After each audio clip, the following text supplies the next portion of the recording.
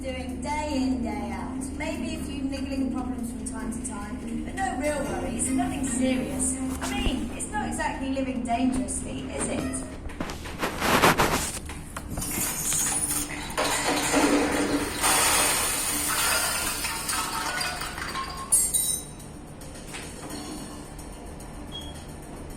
Now this is what you might call living dangerously.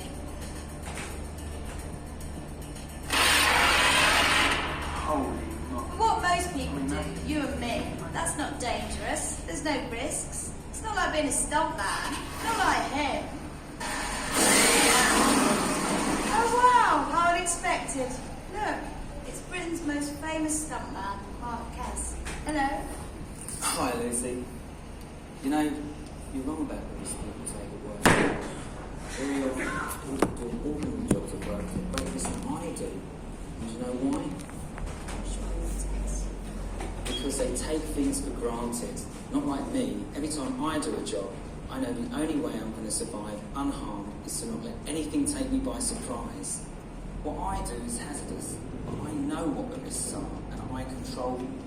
My life literally depends on risk assessment. But so does everyone's if you think about it. Everyone should take a lesson from Mark.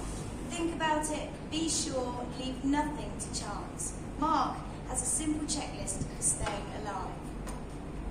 First, check out the place you're working in. Next, think about the job you need to do and the tools and equipment you'll be using to complete the job safely.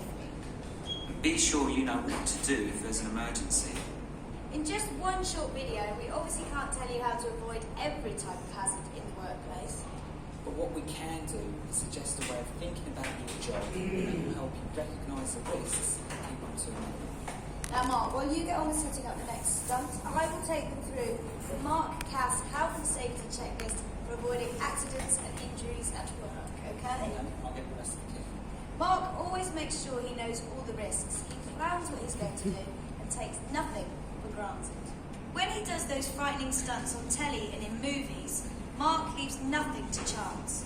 It's called risk assessment, identifying the hazards and their risks and figuring out how to control them. He sets up a safe system of work, a method of safely completing the job he has to do. So, jumping off a 10-storey building is only part of the job. The other part is landing safely.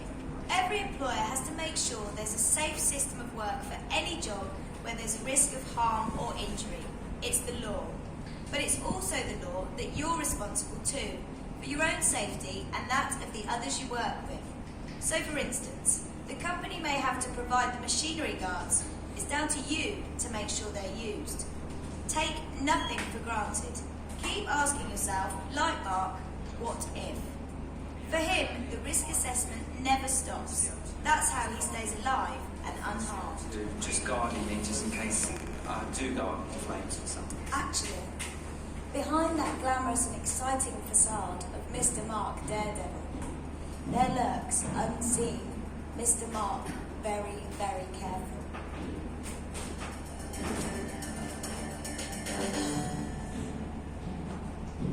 So firstly, what to look out for in the place you're working. When we came here last week, the first thing Mark did, and got the rest of us to do, was to check out the location, where we're working. And you should do that too, wherever you work. Where's the nearest fire exit to where you are now? Seriously, think about it. Because if you don't know, you're not safe. Be sure you know where the fire escape routes, exits and assembly points are. You need to know too where the fire alarm call point is and the location of the firefighting equipment in case there's a fire. There must be at least a properly equipped first aid box available. Find out where it's kept so you're not searching for it when there is an emergency. And find out if there's a trained first aider or who the appointed person is responsible for taking charge of first aid arrangements. When checking for risks in the workplace, signs are a good place to start. Blue signs, red signs, yellow and black signs, green signs. Which one should we take any notice of? Or which ones can we ignore? Blue signs have to be obeyed, whereas signs like this tell you what you definitely must not do. Green signs like this tell you about safe conditions, like fire escape routes or the location first aid kits. While red signs tell you about fire emergency equipment, and orange and black or yellow and black signs warn you about health or safety hazards. Ignoring a sign, any sign, could cause you or someone else a lot of pain, or worse. Being struck by falling or moving objects is a very common cause of injury at work.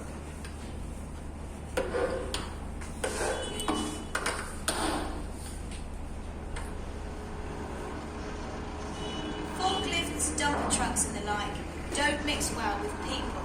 If you have to work in an area where they operate, be sure to use the indicated walkways. And even though they're big, cranes can very quietly sneak up on you and do you a lot of damage. And slung loads can be silent but deadly too. So obey the signs that tell you where it's safe to walk and listen out for hooters, sirens or bells which warn you of things on the move. Incidentally, just like it is for stuntmen, some of the equipment you use, like this, is potentially lethal, so you should only use it if you've been trained to do so. So you'll know about the appropriate loads and speeds for the conditions you're working in. Now, what's the most common cause of injury for people working in offices? Slips, trips and falls. And the reasons usually Bad housekeeping. So, tidy up as you go. Take floors, for example. If something's been spilled, clean it up immediately. Actually, just cleaning the floor can create a slipping hazard, so be sure to alert other people to the danger by marking the area with signs. And while we're on the subject of floors, torn or lifted floor coverings are the cause of many a trip. If you spot them, get something done about them. Keep pedestrian routes clear of anything people could trip on or bark their shins against. If you can't move them, mark them with signs or barriers. Same with holes or openings. Don't risk someone falling into an opening you've created. If you can't cover it, mark it with signs or barriers. Position electrical equipment so you don't need to trail cables where people can trip over them. If you can't avoid trailing cables, make sure they're covered and clearly marked. And, like any good housekeeper, tidy up as you go. Remove rubbish and dispose of it safely. And as soon as the job's finished, coil the cables and put them away. Of course, when working at height on towers or platforms, a fall can have even more serious consequences than tripping or slipping at ground level. Normally, when this sort of work goes on, there'll be very particular rules, so you should check them out before going aloft. They may simply insist that you just wear a safety harness or ladders are securely tied. A safe system of work doesn't need to be complicated. Some places need a dated and signed tag to show that ladders and platforms are secure and safe to use. If that's the system and there's no tag or it's out of date, keep your feet on the ground. Just how small is a confined space? Actually, size is not important. Confined spaces aren't necessarily small and awkward places like tanks and silos, but they are places where conditions make the job you do dangerous, like the presence of flammable or explosive gases or dusts. Firstly, check if there's a way of doing the job without even going into the confined space.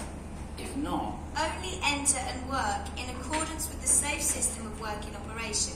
This may well involve permits to work and permits to enter, restrictions on hot work, the posting of sentries or fire wardens while you're working, and using special equipment like breathing apparatus. Check out the safe system for where you're working and carry out only the permitted work in the recommended way. so that's it on checking out the workplace. Lucy, run us through the list. So, you should start your ongoing risk assessment by checking out the emergency arrangements. Pay attention to the different types of signs and notices around the place and don't ignore any of them. They're there to help you avoid accidents and injury. Be aware of falling and moving hazards. Avoid them by sticking to walkways and keeping your eyes and ears open. And if you're operating trucks or cranes, think about the safety of others close by. Minimise the danger of slips, trips and falls with good housekeeping. Check out if safe systems of work apply to where you're working and be sure to use them. And if you see something wrong, do something about it. Don't trip over something at work and leave it for one of your colleagues to do exactly the same. Get it fixed or report it. You might be thinking, all that checking, we haven't even started the job yet. But you'd be wrong, because Safety checks are part of the job, they're not an extra.